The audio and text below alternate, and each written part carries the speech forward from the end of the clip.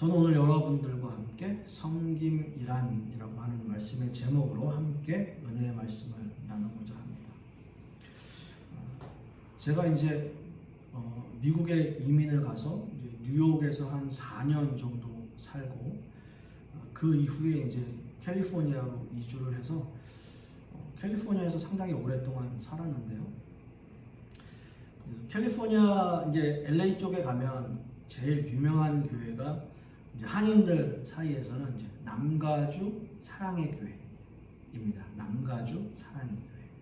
남가주 사랑의 교회는 한국에 있는 사랑의 교회에서 목회를 하시던 이제 오정현 목사님이 미국에 건너가서 미국에서 12명인가요?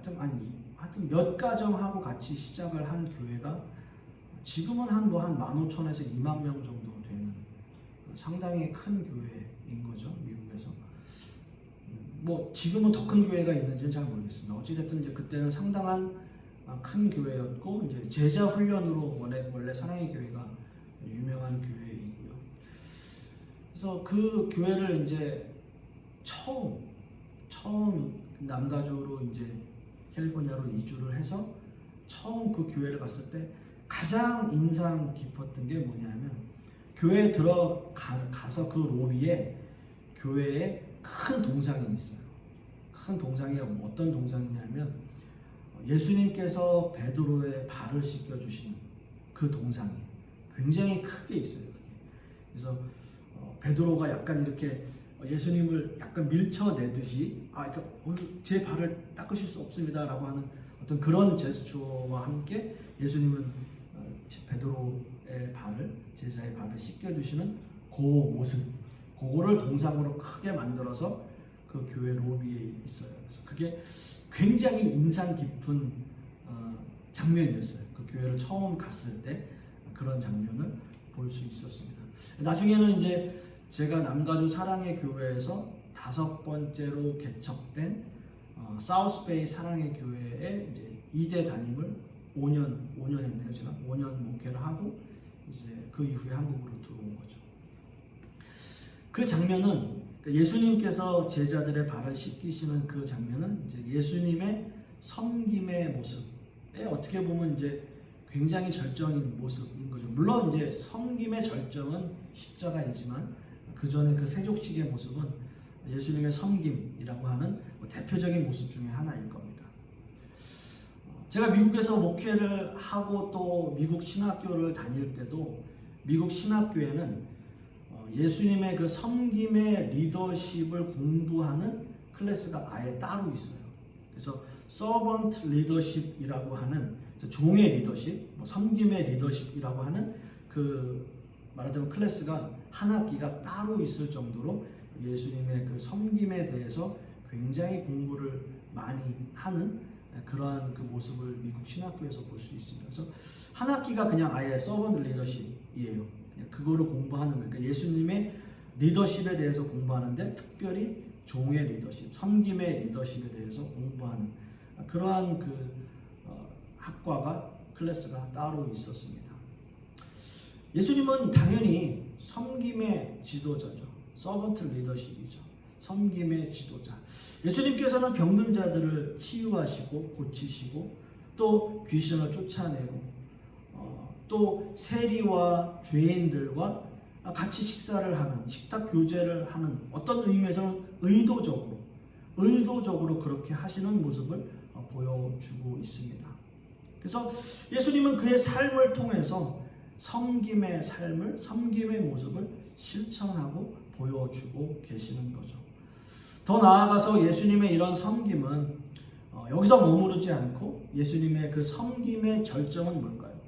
제가 조금 아까 말씀을 드렸듯이 바로 십자가입니다. 그 십자가는 모든 인류를 구원하시기 위한, 어떤 의미에서는 예수 그리스도를 믿는 그 인류를 구원하시기 위한 예수님의 섬김의 절정, 그것은 바로 십자가일 겁니다. 자신의 목숨을 내어주시기까지 섬기시는 그 예수님의 모습은 섬김의 절정이죠.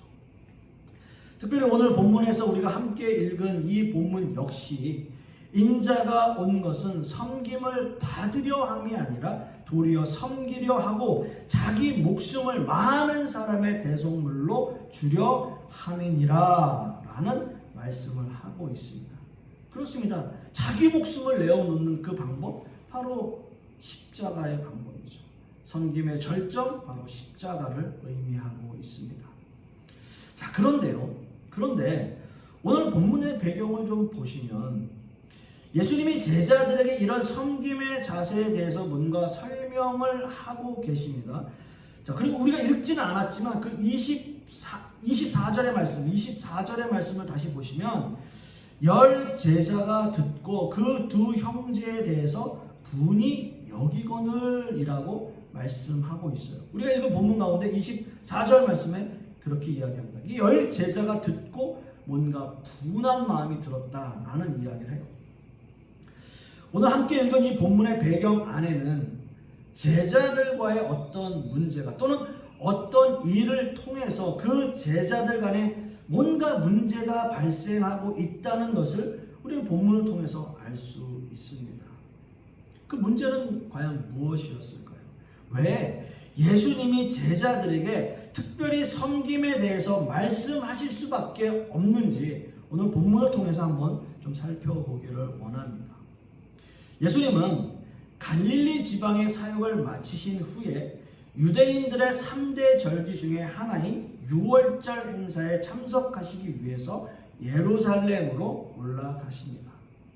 그리고 그때 예수님은 죽음과 부활에 대해서 세 번째로 말씀을 하시는 거예요. 세 번째 말씀이에요.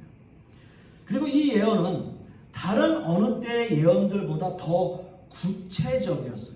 뭐냐면 인자가 대제사장들과 서기관들에게 넘겨짐에 그들이 죽이기를 결의하고 이방인들에게 넘겨주어 그를 조롱하며 채찍질하며 십자가에 못 박게 할 것이나 제3일에 살아나리라 라는 말씀을, 그 예언의 말씀을 하시는 겁니다. 여러분 한번 이 말씀 잘 들어보세요.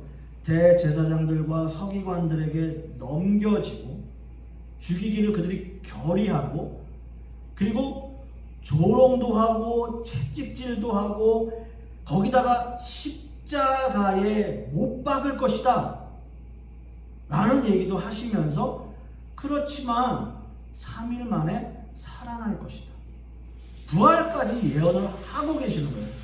여러분 보시면 예수님의 십자가 순환에 대한 예고치고는 너무나 구체적이에요.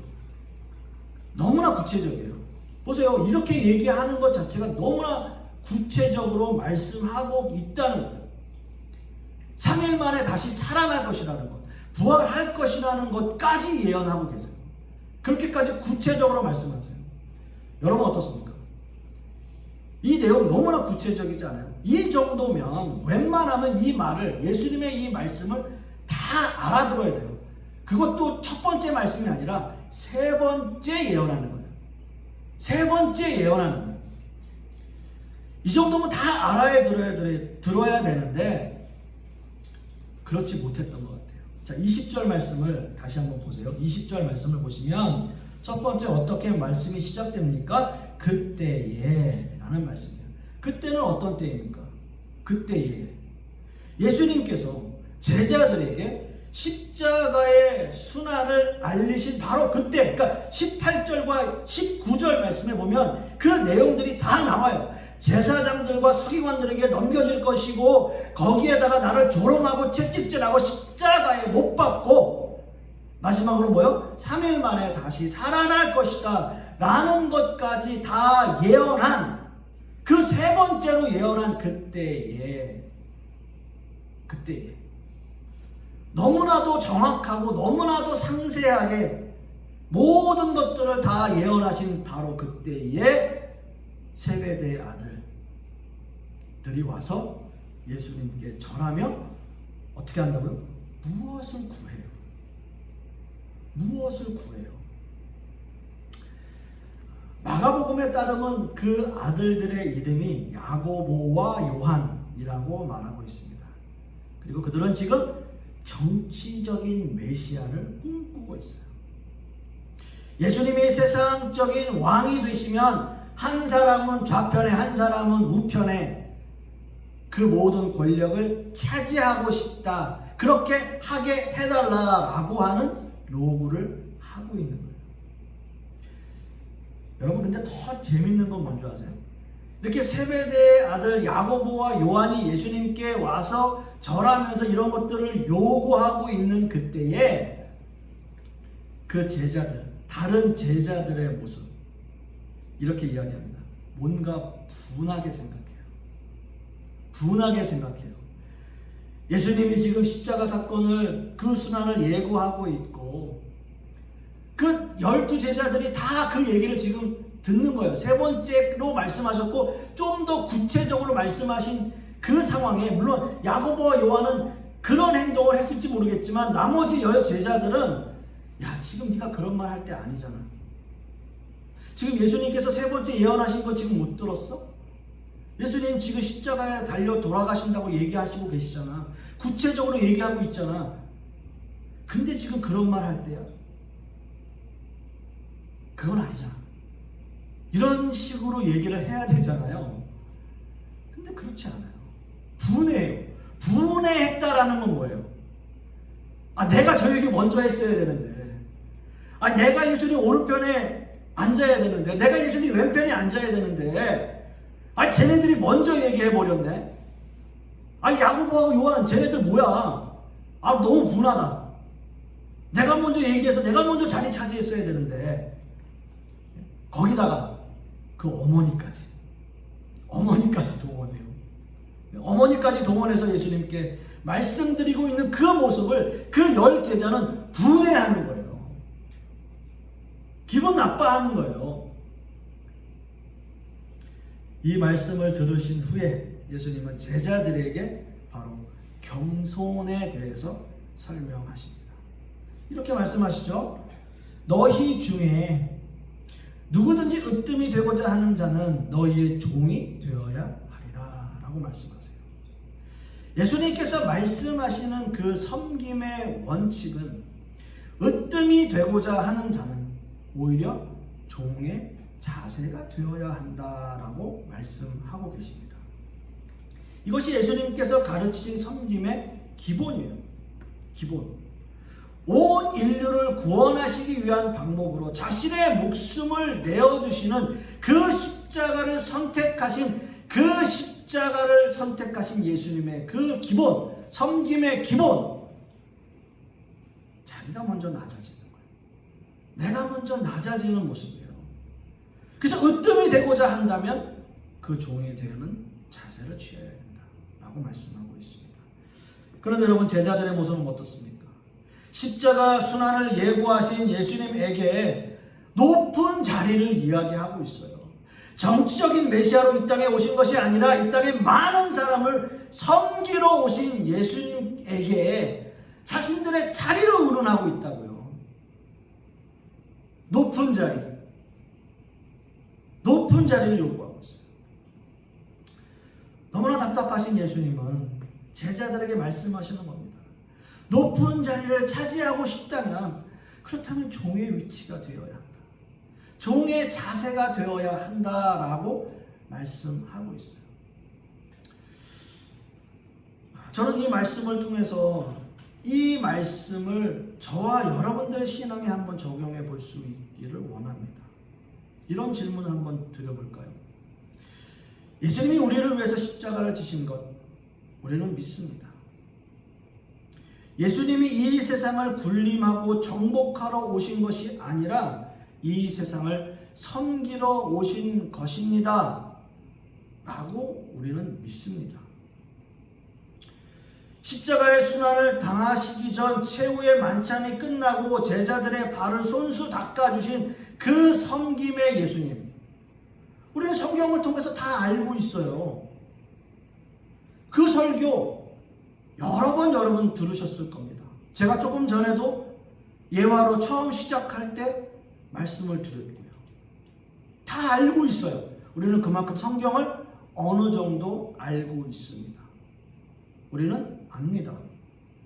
사실 예수님 당시에는 제자들이 이런 상황들을 제대로 인식하지 못했어요. 우리는 그것 역시도 성경을 통해서 알고 있습니다. 그래서 나중에 예수님이 죽으시고 부활하시고 난 이후에 그 제자들이 깨닫고 그들이 목숨을 걸고 주님을 위해서 사역을 했던 것, 우리는 사도행전 말씀을 통해서 다 알고 있습니다. 그래요? 여러분 다 아시잖아요. 그런데 우리는 뭐죠? 우리는 그런 것들을 다 알고 있어요. 그리고 우리는 너무나 정말 너무나 다행히도 이렇게 한글로 번역된 성경을 누구나 다 집에 하나씩은 가지고 있어요. 예수 그리스도를 믿는 성도라면 하나? 아니요. 여러 개 있을 거예요, 성경. 그리고 또 성경은 왠지 버리지도 못해요. 옛날 구버전은. 뭐 우리가 읽지 않는 성경이라도 못 버려요. 왠지 불경할 것 같아요. 죄를 짓는 것 같아요. 성경을 버리거나 이러면. 그래서 집에 계속 성경책이 쌓여 있어요. 옛날 거, 손때 묻은 거, 헌 거, 헤어진 거 있어요. 읽진 않죠. 읽지 않아도 우리는 대충 알아요. 성경의 창세기의 아담과 하와 이야기도 알고요. 아브라함에 대한 이야기도 알고요. 뭐 야곱과 이삭에 대한 이야기도 알아요. 솔로몬 왕에 대한 이야기도 알고요. 우리는 다윗에 대한 이야기도 성경 말씀을 통해서 수없이 많이 들었고요. 예수님의 12 제자에 대한 이야기도 수없이 많이 들었어요. 그리고 가장 중요한 건 예수님께서 우리를 위해서 십자가를 지셨고 우리를 위해서도 목숨을 아끼지 않으셨고 예수님께서 죽으시고 부활하신 사실까지도 여러분들은 다 잘 압니다. 우리는 성경을 통해서 다 알아요. 우리는 이미 성경을 통해서 예수님의 섬김의 모습을 알아요. 많이 들었어요. 어떻게 보면 여러분들 역시도 우리는 이미 하나님께서 우리에게 주시는 그 간헐적 은혜의 경험들을 다 하셨던 분들이에요. 물론 지금도 하고 계시겠죠. 다 알고 있어요. 그런데 제가 묻고 싶은 건 그거예요. 그런데 왜 우리의 삶은 변하지 않을까요? 왜 우리의 삶은 변하지 않을까요? 우리의 삶이 예수님께서 말씀하신 그 섬김의 자세로 왜 살아가려고 노력하고 있지 않을까요? 예수님의 말씀을 우리는 머리로 이해하고 또 십자가의 은혜도 또 하나님께서 우리에게 간헐적으로 주시는 그 은혜도 우리에게 있지만 우리는 그걸 알지만 우리의 가슴은 움직이질 않아요. 우리가 그것을 이해는 하고 있지만 그래서 말씀을 선포할 때도 여러 성도님들의 그런 얼굴의 모습들을 보면 저 오늘도 아는 내용인데 예전에 한번 들었던 내용인데 다 그렇죠. 신앙생활 10년 20년 하셨다면 아무리 훌륭한 목사라도 겹치지 않는 설교 본문이 어디 있었겠어요. 제가 보니까 7년 정도를 목회하면 성경을 거의 한 번 정도는 설교하게 되더라고요. 보통이 그래요. 5년에서 7년 정도. 물론 저야 지금 새벽 예배를 못하고 있고 금요 예배도 못하고 있기 때문에 조금 천천히 갈 수는 있어요. 일반적인 목회자라면 새벽 예배도 하고 수요 예배, 금요 예배, 주일 예배 이렇게 하면 보통 그 정도 시간이 흐르면 한 번 해요. 그러면 교회를 10년, 20년 다니셨다면 적어도 겹치는 설교 본문을 여러 번 들어보셨을 거예요. 예수님의 제자들은 그때 당시에는 성경을 이렇게 갖는 것도 불가능했고 또 예수님께서 직접 그들은 예수님을 봤지만 예수님이 죽으시고 부활하시고 난 이후에야 그 모든 상황들을 알았기 때문에 그렇다 치지만 저와 여러분들은 알고 있으면서도 지키지 못하는 그런 섬김의 자세는 우리는 어떻게 해야 하느냐라는 거예요. 예수님은 십자가 순환을 앞두고 제자들과 최후의 만찬을 여십니다. 그리고 제자들의 발을 씻기셨어요. 그 제자들에게 무슨 말씀을 하고 싶으셨을까요? 아니, 여러 당부를 말씀하시는 것보다는 그저 겉옷을 벗고 수건을 허리에 두르고 대야에 물을 받아서 제자들의 발을 씻기시는 그냥 그 모습, 그 삶의 모습, 그 모습만으로도 예수님의 그 모든 말씀, 어떤 말씀보다도 귀한 모습이었겠죠. 그래서 이렇게 말씀하세요. 예수님께서 마지막으로 내가 너희에게 행한 것 같이, 내가 너희에게 행한 것 같이 너희도 행하게 하려 하여 본을 보였노라. 이게 제자들에게 하시고 싶은 마지막 말씀인 거예요. 십자가를 지시기 전 내가 너희에게 한 것 같이 너희도 그렇게 하라는 거예요. 마지막으로 간증 하나 하겠습니다. 그렇게 하면서 말씀을 맺길 원해요. 아주 오래전에, 제가 지금 연도를 정확하게 기억을 못하겠어요. 훈련 프로그램 중에서 트레스 디아스라고 하는 프로그램이 있어요. 트레스 디아스, 이게 스페인어예요. 트레스 디아스는 3일, 트레스가 3이거든요. 디아스가 아마 데이스인 것 같아요. 3 days. 그러니까 3일 동안 훈련을 받는 프로그램이에요. 훈련을 처음 딱 들어가면 먼저 시작되는 게 이제 침묵 훈련이니까 아무 말을 하면 안 돼요. 그러니까 이제 같이 방을 써도 옆에 사람하고 얘기를 못 해요. 뭐 그렇다고 방에 둘만 있는데 말 안 하기 그렇잖아요. 그래서 어찌됐든 훈련이 첫날은 침묵 훈련이에요. 침묵 훈련. 그리고 영성 기도, 또 찬양, 제일 마지막 날에 하는 훈련이 세족식이에요. 세족식. 근데 그 마지막 세족식에 거기 수없이 많은 봉사자들이 있어요. 그 사람들도 참 대단해요.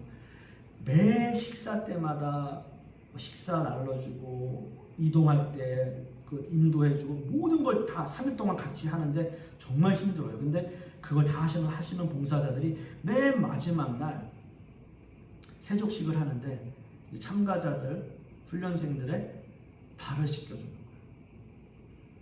근데 그 발을 씻겨줄 때 너무 마음이 뭉클한 거예요. 너무 뭉클하고 저 사람이 내 발을, 예수님께서 발을 씻겨주신 것처럼 누군가 내 발을 씻겨준다는 게 얼마나 감동적인가 라는 생각을 하면서 막 이제 마음속으로 그렇게 감동하고 있는데 그 사회자 되시는 이제 그 담임 목사님이 바꾸세요. 그러니까 그 봉사자들이 앉고 제가 그 발을 씻겨주는 상황이 됐을 때 거기서 밀려오는 감동이 있어요. 그러니까 이 사람들은 자기들이 받은 은혜 때문에 와서 그렇게 열심히 섬기고 아무 그런 거 없이 그냥 섬기는 거잖아요. 그 섬기는 사람의 발을 내가 다시 섬기려고 닦아줬을 때는 그 감동이 뭐 말로 표현할 수가 없는 거예요. 뭐 10배, 20배 그냥 눈물만 계속 나와요. 눈물만. 그 모습을 제가 그대로 바꿔서 하니까. 예수님이 그 말씀하신 것 같아요. 내가 너희에게 행한 것 같이 너희도 그렇게 해서 본을 보이면 너희들에게 더 큰 은혜가 있을 것이다 라는 말씀인 것 같아요. 여러분, 참 우리가 힘들고 어려운 세상을 살아가고 있지만 이런 세상 속에서 그리스도인으로서 세상을 섬기고 여러분들 주변을 섬길 수 있는 그러한 저와 여러분들의 모습 될 수 있기를 간절히 소망하겠습니다.